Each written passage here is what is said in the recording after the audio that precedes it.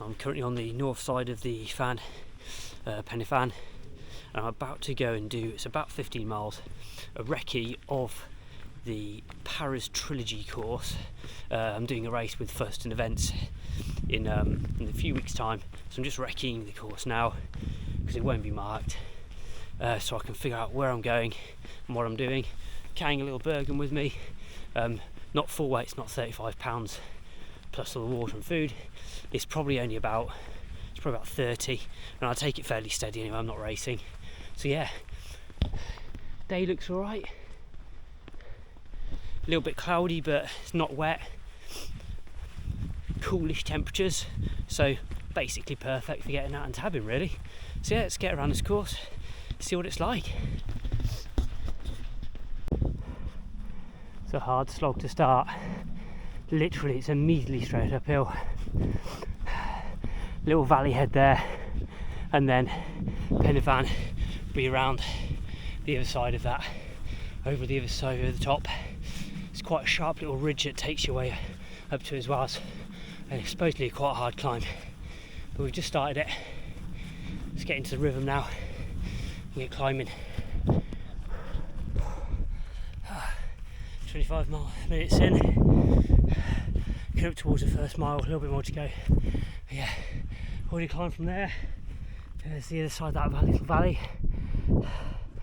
Just a tiny bit to get to the top of this, and I should be able to see the Fan, hopefully. Very tough start, really tough start. Coming over now. You ready for this? It's one heck of a view. Hopefully it's really clear on here.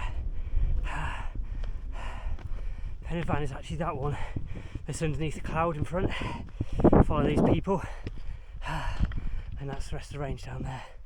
Stunning. A little bit of sun for the most part, tiny bit on the top of cloud, might be rain. There's actually quite a steep little climb that gets you up to the top, so I've got a fair old way to go. I've got 3 kilometres to go to get to the top, so just keep steady climbing. No need for any heroics.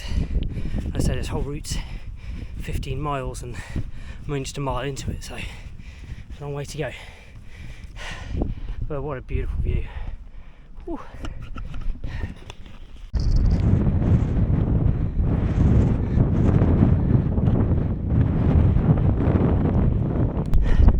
Final pushing up this bit, it's extremely steep.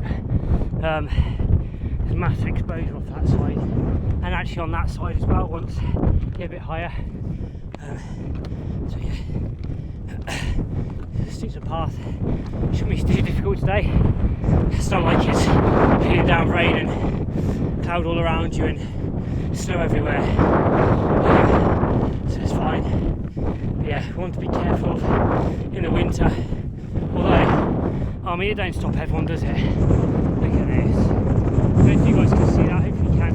Sheep on that ridge there, on that cliff there. Literally, it's about 400 metre drop, straight off the side of it.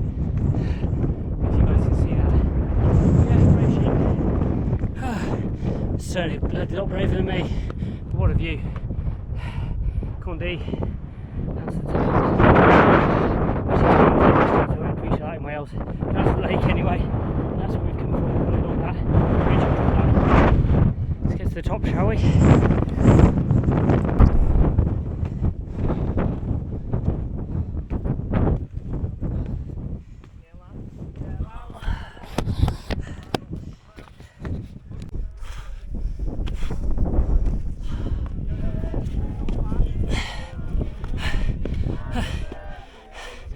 That someone's singing happy birthday on the top. Not for me. Amazing. That's literally the top right there. Whew.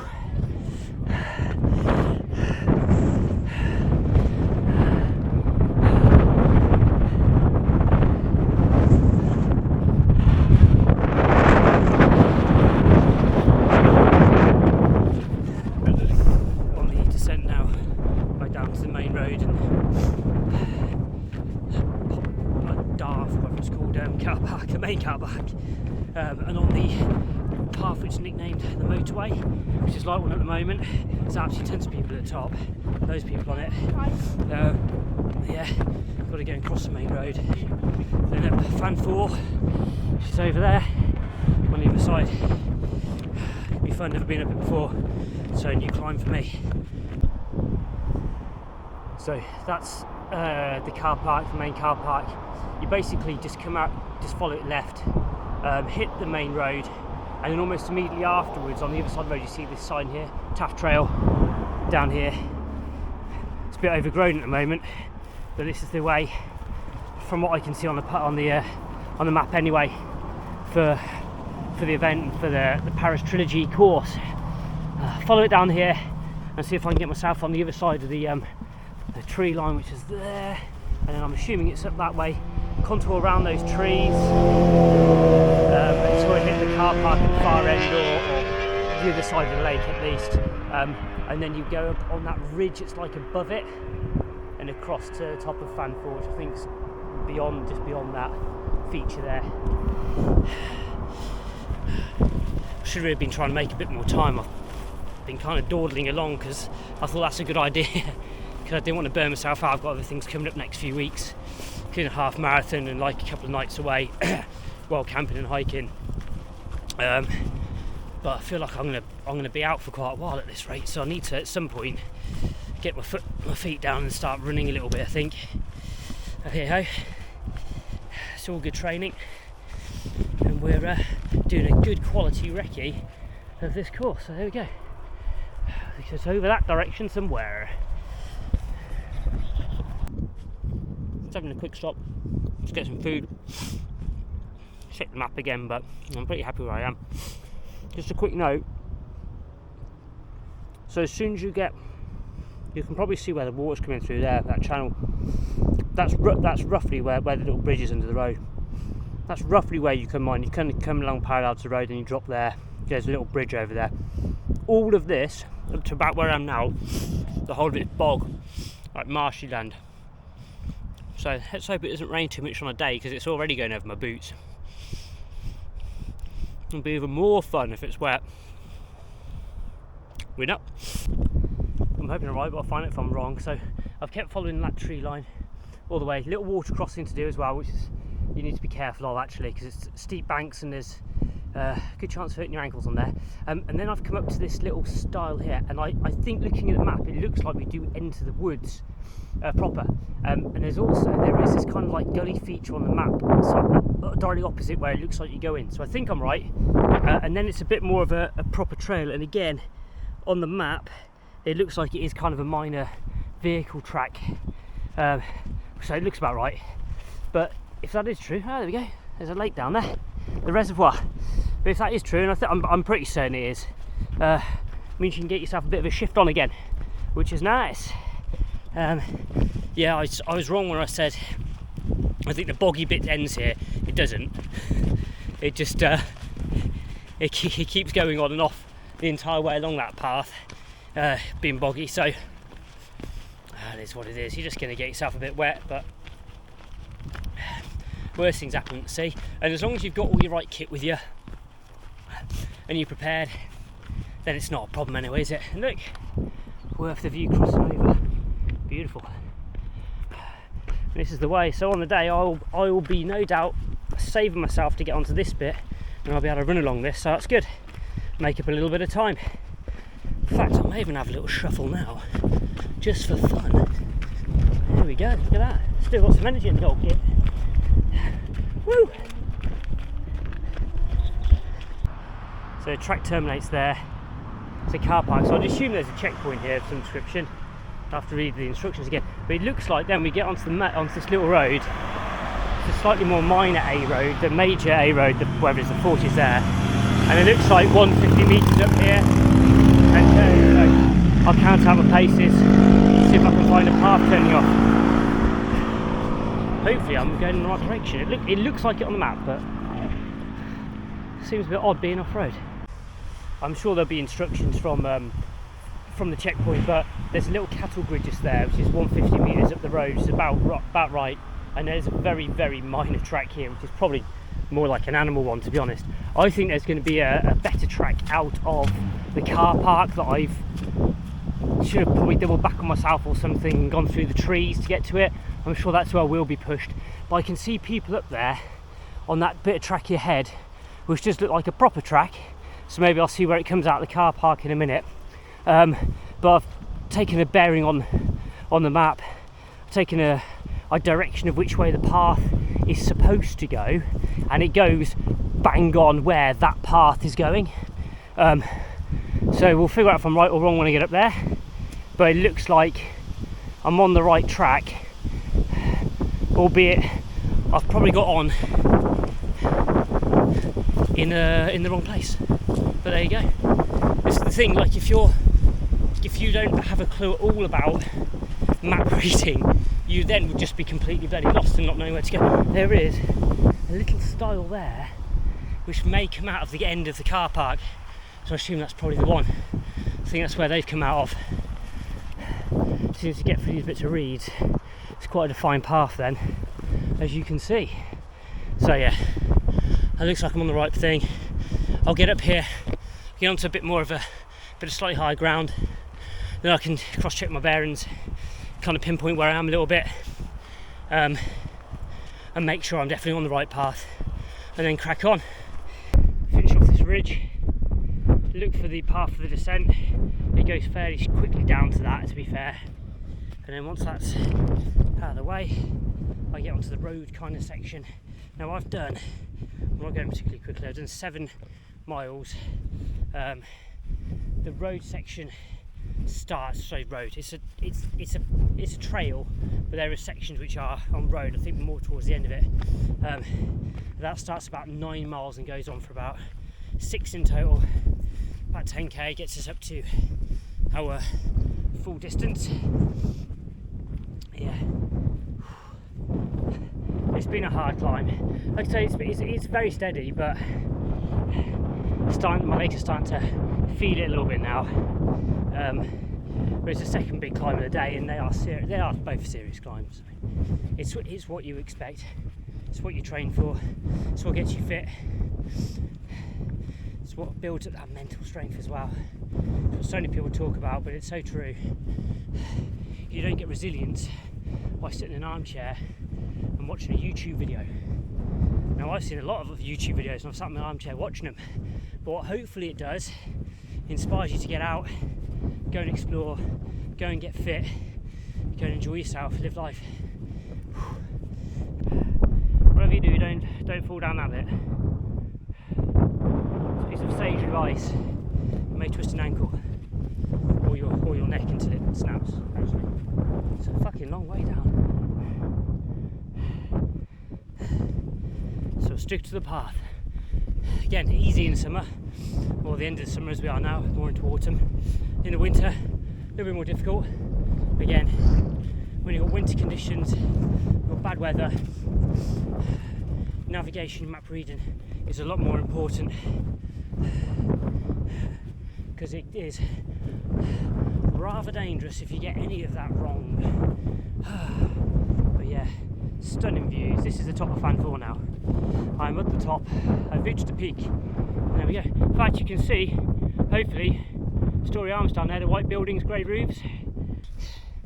Here's the stones, Cairn stones at the top. Wow, and actually there's mountains for miles up there. Stunning. Wow. Just like I say, beautiful views. I've never ever been up this side of the Brecon Beacons before. I've only ever been over there on like Cribben, Pennyvan, Nandee, that side. I've never ever been over on this side, and I think one day I've got to explore a little bit more. But if I may quickly say, I've obviously never been on selection. I'm relatively robust, but I'm definitely not tough enough for that. But this brings home how hard it is hiking miles and miles across this, yeah, miles and miles across this with absolutely no one with you, no one for support, just you, head down, crack on, get it done. Fucking horrific. Those guys, honestly, unbelievable. Right, let's get down the ridge.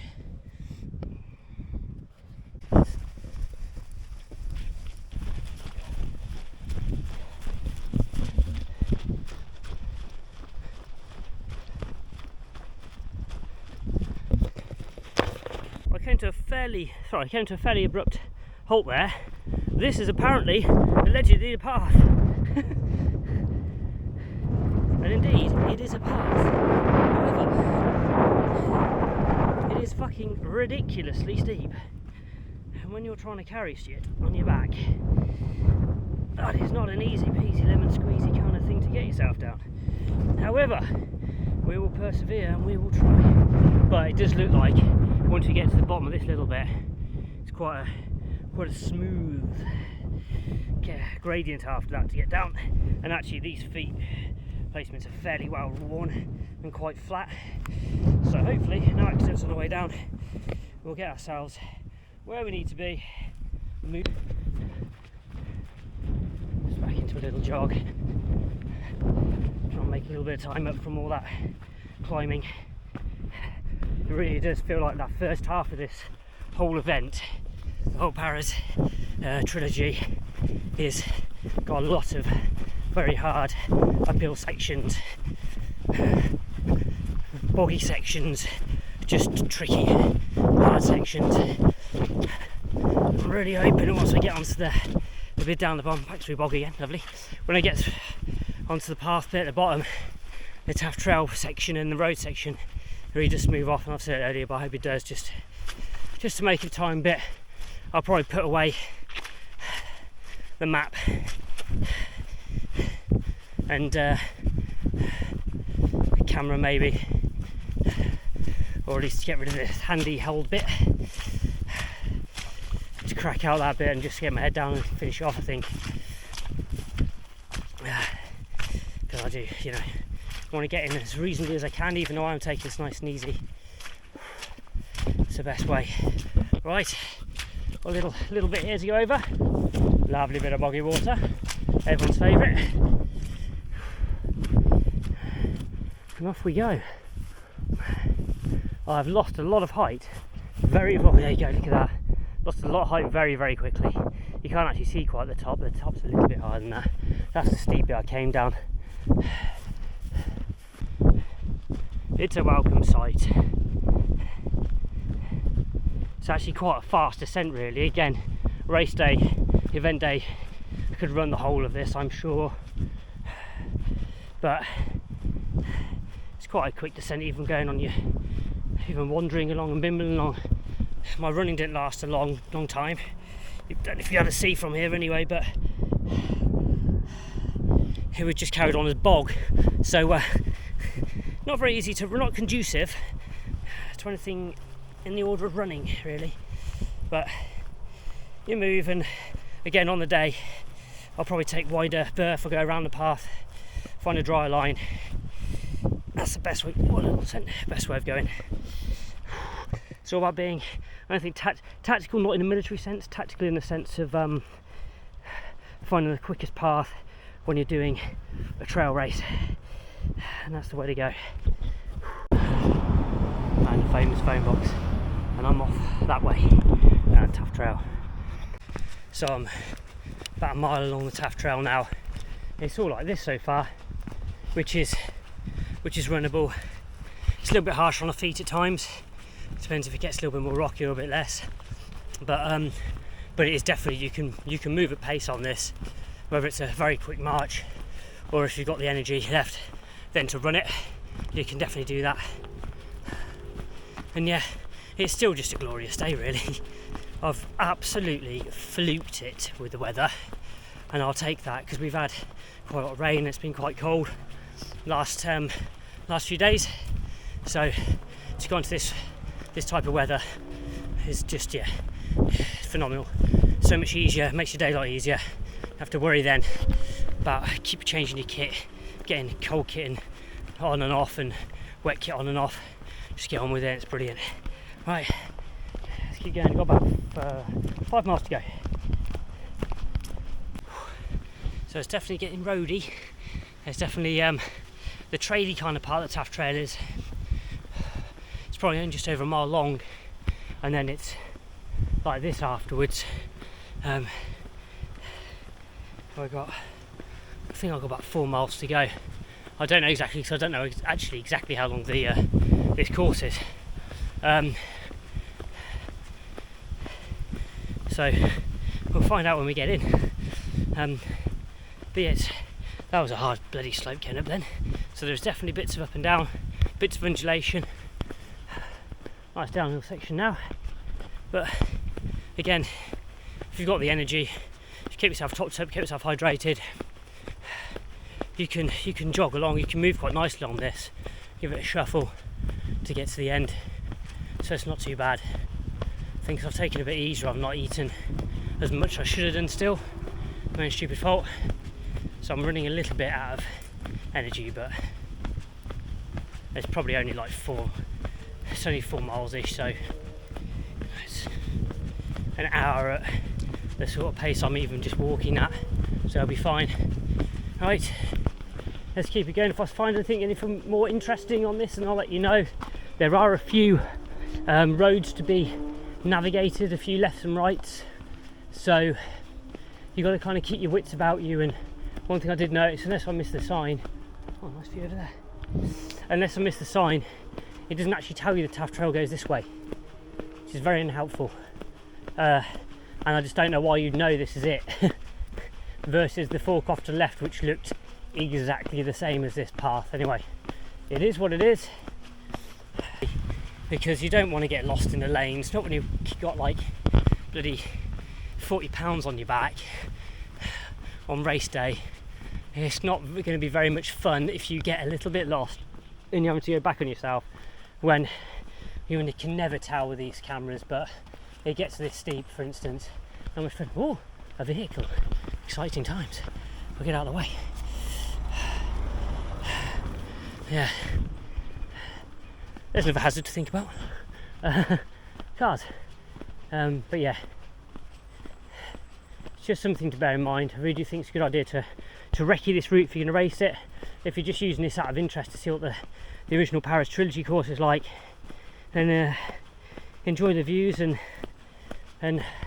hopefully you've seen how brutal it is, because it is fucking hard. It's not that dissimilar to how hard the Fan Dance is. It's quite similar in that respect. It's a little bit longer, this one. Horses for courses, but I've got a feeling this might end up with more climbing by the time we're done and dusted on it, especially with these roads being like this. But again, what were the cut-offs like? If you're talking about actual selection, my understanding is the Paris one was done with £35 plus food and water, whereas reality of SAS selection, by the time they're doing the Fan Dance and trying to hit those times they're trying to hit, which I've done the times but not with the correct weight, so they tell us on these events £35. My understanding is close to about 50 to 60 for the real thing, for real guys, and that's a big difference. I know I couldn't make the selection time based on that weight. I just don't have the physical capability to do that without basically just training my ass off just to do that. It's all right with the life, £35 the lifestyle I lead is fine to get around, but not with that sort of weight, and not at the end of a brutal week of other tabs before it, you know, because they'll take it out you before you even get going. Anyway, let's get to the end of this thing. 14.25, 14.3 miles I think it is, something like that. 1,100 metres of climbing in total. That's hard course. Actually, I'd go as far as saying that is actually harder than Fan Dance, especially that road is just sapping. I thought it was going to be kind of where you get to speed up a little bit, but it was just brutal. Constant undulation, constantly up and down, little twists and turns, really hard work. But glad I finished, glad the burgen's off. Yeah, time to rehydrate, get some food down my neck, and get home to see the Bobo. Alright guys, take it easy, keep smashing it, you got it.